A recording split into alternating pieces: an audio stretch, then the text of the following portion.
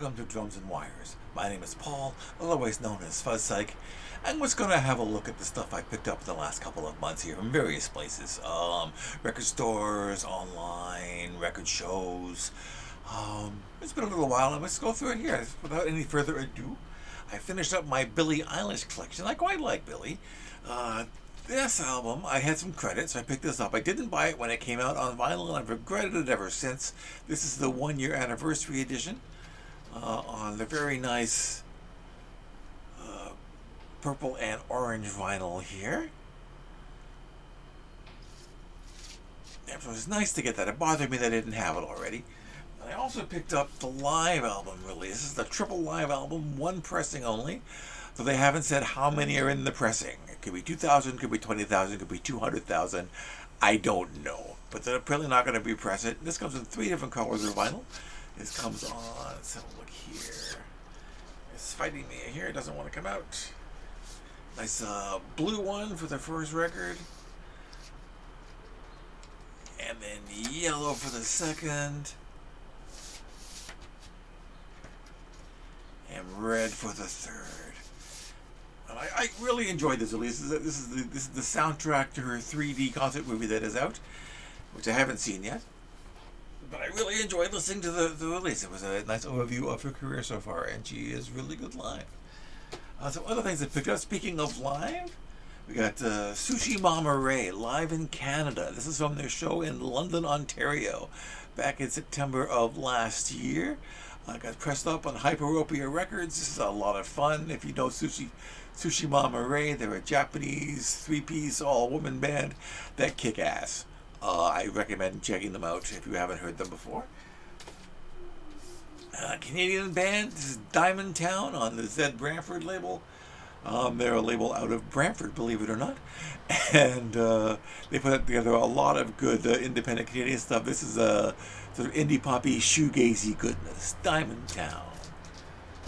I was at a record convention a while ago, went to a couple of them. And one of my finds was this Cardboard Brains EP. It's called the Black EP. The 7-inch, which I still haven't located, is called the White EP. This has Caesar Drives a Fast Car, which I think is one of their best songs ever. So I was happy to find that at a very decent price. Went to see Dead Bob play in town a while ago. That's the drummer from No Means No. I picked up their latest album on this funky blue vinyl. Yeah, this is really good. The show was excellent if you like your punk rock with a horn section and polyrhythmic and multiple female and male vocals. That's the way to go. Dead Bob. At the record show, I also picked up a copy of Teenage Head's Frantic City on vinyl. I haven't had this on vinyl since I was a teenager. It was cheap. It's not in the best of shape, but it plays wonderfully, and I'm glad to have it. I've had it on CD for a long time, but getting it on vinyl again felt really good. For all you psych heads out here, I finally managed to get a copy of Aorta. This is a great little psych album. It's like a promo copy, though it's just a regular label. It's not a white label or anything. This is an excellent psych rock album, and it's still cheap heat. It's not that expensive. I picked this up for like $25. I would recommend checking this out if you haven't heard it before. It's very nice, very nice. Another classic I picked up at the record convention was If I Could Only Remember My Name by David Crosby. I had a really beat-up copy of this that I got rid of. I thrifted it, and it was in pretty rough shape. But it played well enough for me to know that I needed to get a better copy. This is an excellent record. I'm sure many of you have heard that one. Also at the record show, I picked up this copy of Fotheringay, Sandy Denny's band, after she left Fairport Convention. This is a $5 find. I was quite happy to grab this with both hands. This is gorgeous British folk with, of course, Sandy Denny's amazing vocals. Again, for $5 you can't go wrong. This is an excellent album.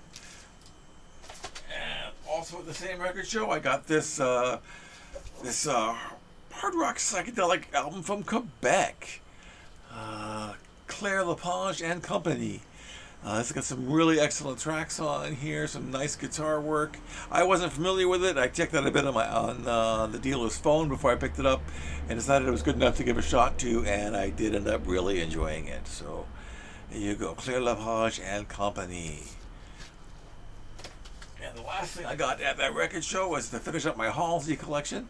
Hopeless Fountain Kingdom by Halsey on this wonderfully bizarre blue vinyl here. This is good pop. I enjoy Halsey. She's one of the few pop stars that I rather enjoy, and I think I have all of her stuff now. Went back to some more psych. I picked up some Fugs. This is the Belle of Avenue A. This is one of the later albums, but it's a lot of fun. If you are familiar with the Fugs, they're sort of irreverent 60s jokesters, I guess, and this is a fun album as well. It's maybe not as classic as like Golden Filth, but still a fun listen there. Fugs. For the local people, this is Luge. Luge from Toronto. This is a signed copy I got online of their latest album, which I'm not even going to try to pronounce it. Miarklez, I think it is. M-I-A-R-K-L-E-Z. Miarklez. And this is like, I don't know how you describe this. It's like proggy, noisy, punky. It's just excellent. I saw them live a few months ago at Zed Branford, and they blew me away. I picked up their album at the time, and this is the brand new one that just came out, and I would recommend it if you're into something a little bit different. Speaking of a little bit different, I'm not going to go too much into this, but of course I had to pick up the Angine de Portrine albums. Yes, Volume 1 and Volume 2. I'm not going to talk about that too much. You've surely heard of them by now. Microtonal prog rock goodness with a backbeat you can dance to. It's excellent stuff. Excellent stuff. And of course, they've taken over the airwaves on the internet, and they've been playing these huge shows. They just played the Jazz Festival in Montreal and broke attendance records. So if you haven't heard of them yet, get on that one. Some more prog stuff. I picked up a Super Sister album from Encore Records. The only problem with this is I already had it. I even checked on Discogs and I missed the fact that I had it. So if anybody's looking for this album, shoot me a note in the comments. This one's up for grabs. It's in excellent shape except for a little bit of tear on the spine here. Other than that, it's great. The vinyl is in perfect condition.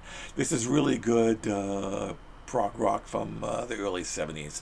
Super Sister, the highest bidder album. We also have Suk Yin Lee, her latest debut album, not debut album, but her latest album. This is only available 100 copies on black vinyl. This is, of course, on black vinyl. It's one of the 100. I've been following Suk Yin since she was in Bob's Your Uncle way back in the day, and, of course, a VJ on Much Music. This is more of an electronic album that she's done before, but I really quite enjoyed it. Suk Yin Lee's new album, 72RHR. I'm not sure what that means. Maybe I'll have to ask her one day if I ever meet her. Yeah.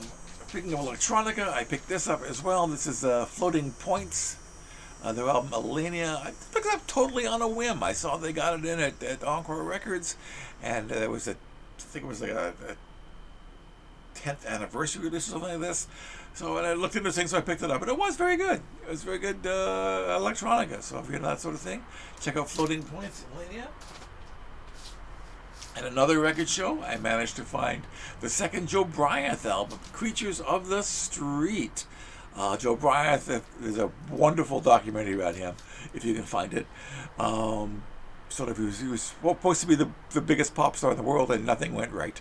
Nothing went right for Joe Bryant. But he put out 2 very solid albums, and a band called Pigeon, which I haven't found yet. But Joe Bryant's kind of like take David Bowie and Elton John and camp it up some, if you can picture that. So Joe Bryant. Also, the latest release of Montreal. This is Aether Me. This is the what they call the early bird copy. Only 600 copies on this color of vinyl. Check that out. That is some pretty looking vinyl there. Yeah, orange and black and white and see-through. This is a good album. They always put out good albums. I love Montreal. I have a very large vinyl collection of Montreal. This is the latest one. Good stuff. Getting to the end here, I had some credit to spend at The Beat Goes On, and I managed to get the second album by The Last Dinner Party. This is The Pyre. Maybe not as good as the first album, but still a very, very fun listen. They remind me of Susie Sue fronting 70s Roxy music. That's what I get from it. Your mileage may vary, but I do enjoy. Did you get the last dinner party? They also had Mary Margaret O'Hara's Miss America. I had those on CD, but I wasn't passing up the vinyl for $6, and it's in mint condition. So I was very happy to find this for such a cheap amount of money. So I do enjoy Mary Margaret O'Hara. This is her only album, really. I wish she'd make more, but I don't think it's going to happen. And last but not least, a reissue of the Soft Cult 2 EPs. This is like the fourth pressing on sort of a blood red vinyl. 500 copies. They had a deal on Record Store Day when this came out. If you ordered it that day, there was no shipping, so I had to get it. I only have the Zodiac EPs on the original cassette, so it's nice to get that on vinyl. Okay, and that about wraps things up. I hope you enjoyed that little look at what I've gotten lately. And stay tuned. We'll have more coming up in the next few months to come. I need to do a show on CDs I picked up as well. That'll happen probably in September sometime. I have something major coming there. Okay, we'll talk to you later. Thanks for watching and have a good one. Bye-bye.